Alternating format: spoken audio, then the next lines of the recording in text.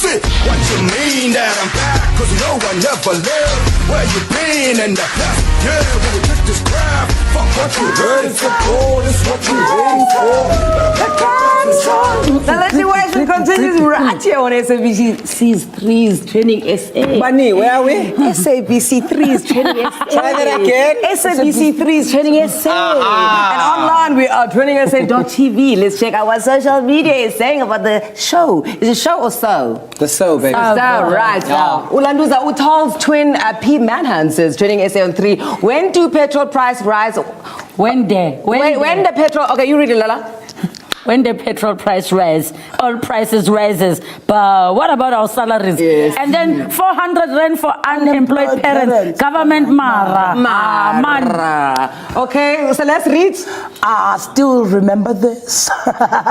Taking us back. Owen Crown. I'm also straight away. Why was that's the only thing You got the government with this. I still have that suitcase, guys. I still own that suitcase. Yes, the suitcase and the score. We love you guys. Thank you very much for your posts, likes, and RTs. We love hearing from you. Now it is time for or known as Worth a Follow. Our Worth a Follow guest tonight is an incredibly talented actor, exceptionally good looking, and he smells really good. And he's an entrepreneur. He was once our Man Crush Monday guest, and now we've invited him back to talk about the inspiring and amazing work that he has done to transform people's lives. Ladies and gentlemen, please give it up for Thato Molamo. You heard it, the board is what you're waiting for. Better pack your bags and check your bets. We're back with another banger. Incredible, unforgettable. I feel like you didn't hold us. No, you're fine. You're gonna get this when we're done. They just didn't tell me to wear a dress with a cleavage. Always bring your twins to work. Welcome, Budua. So, welcome back, Thato. I mean, this is so exciting. I mean, we love having you on the show, but the last time you were here, you were speaking about a goal that was quite close to your heart, and you fulfilled it yesterday, and that was opening a township, a film school based in the township. Yeah. Can you tell me a little bit about it? And congratulations, of course. It's called Leaders in Motion Film Academy. What is it all about? Well, what the school is about, obviously, one is for the township, by the township. It's giving access. Our slogan is normalizing access. You know, it's now giving opportunity to the black child. You know, giving them access to the things that have been said that it's impossible. Giving them access to cameras, editing suites, office space, boardrooms if they want to have meetings, giving them access to computers if they want to do research, Wi-Fi, all of the above. You know. So now somebody at home is sitting there and thinking, oh my goodness, I would love to be a part of this. How can they get chosen? What is the selection process? Well, Leaders in Motion is based in Tshwane. Yeah, and the reason why it's based in Tshwane because of, I mean, for us guys that have been in the industry for a very long time, you know that everything is in Johannesburg. So, you know, for a kid to travel with the petrol price, you know, to be very difficult for a child to kind of want to make it in this side of the world. So it's based in Tshwane for the Tshwane kids. If you're in Tshwane, you're a filmmaker, you've made a film, you have ambitions of becoming a filmmaker and also an entrepreneur. Beyond just us giving you film skills, we also give you entrepreneurial skills. It comes from a personal story, you know, because of I myself went into business and really know much about business. I didn't understand the structure of business, finances and so forth. And therefore, I would have placed myself in a possibility of me failing. So then luckily then I took myself to school to understand finance. Looking forward to my postgrad also this year. You know, so it's that. So it's beyond just us giving you skills. It's also helping you how to run your own film business. So I want to get into the nitty-gritties of the actual academy. So here I am, I'm 18, I'm done, I haven't applied to a real university. Is it a 1-year thing? Is it a 3-year thing? You know, do I need to apply? What are you teaching me? And when I finish, where am I going? All right, so our selection process started 2 weeks ago. And what we then did is that we just called out to kids that want to be filmmakers. They came. the audition. It's a 12 months program. Okay. CETA accredited. We're also in partnership with the University of Pretoria. Nice.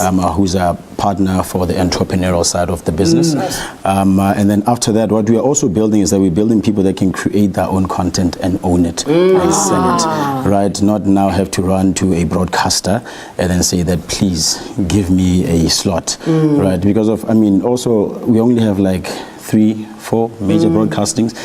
How many producers do you have? It's a lot, and none of them have a space to sell their content. So now we're creating a township economy for the township kid to be able to produce their own film, sell it, make money out of it, own their own content, license it internationally. So Leaders in Motion Academy, that's what it's about, and it's also the South African Creatives Industries Incubator. So the incubator itself, what it does is that it's a creative space where all of us here, as creatives, we can come in, we can make content, we can run shows there. We also have, if ever you want to have a comedy show, you can come have a comedy show. Okay, I'm hired already. Yeah, so that's what the space itself is about. I want to ask you this. Me and you and everyone maybe in this table understand why this industry right here is important. Most of the time, though, parents find it like, oh, really? Is this your dream? Do you think it's going to change parents' perspective or perception of what they think of what's going on here? Because you raised nice points of storytelling, entrepreneurship within the space. Owning content. Owning, or maybe some people who like to be like a doctor. Come on. Doctor is here right now. Well, the thing is, it's quite an interesting thing. So research has shown in the fourth industrial revolution, right, the sectors that will be affected from a labor perspective is IT and the creative sector, right? Now, our government itself now says, here's a national development plan, but yet you're not talking about the creative sector. But now we've forgotten that everything that we see here, it comes from creation. Right, it has to have someone who thinks and becomes an artist is a creator.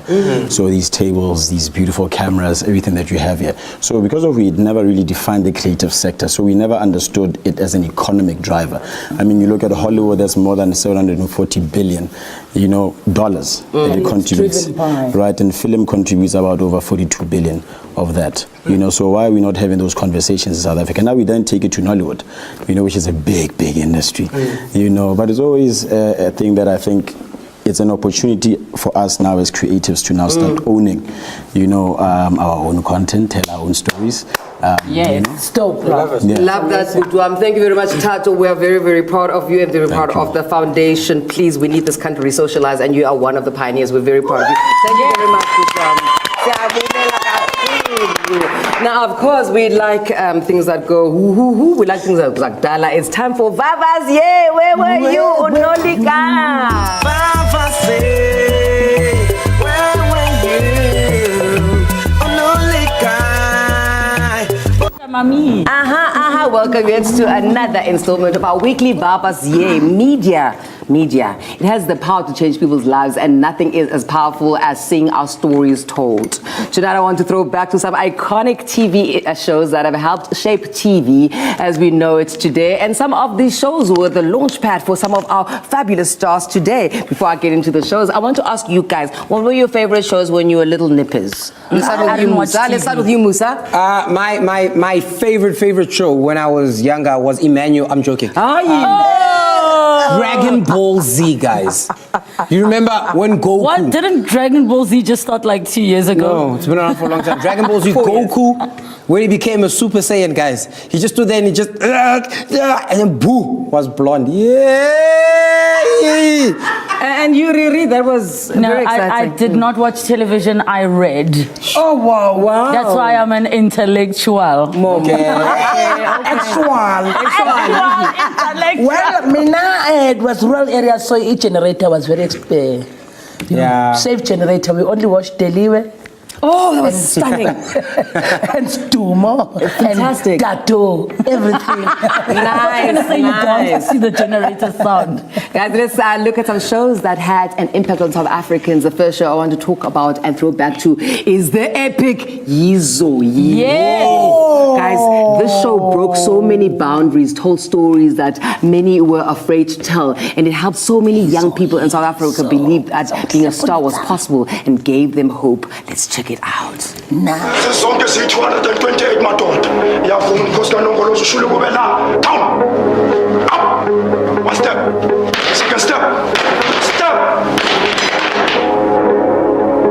lento madoda. Uchester nopapa action abasifundile inombolo zakanongoloza. Ngivuma ukuthi baphikele lethi ixuku lesithathu. Siphakamisa ngeboost carrier.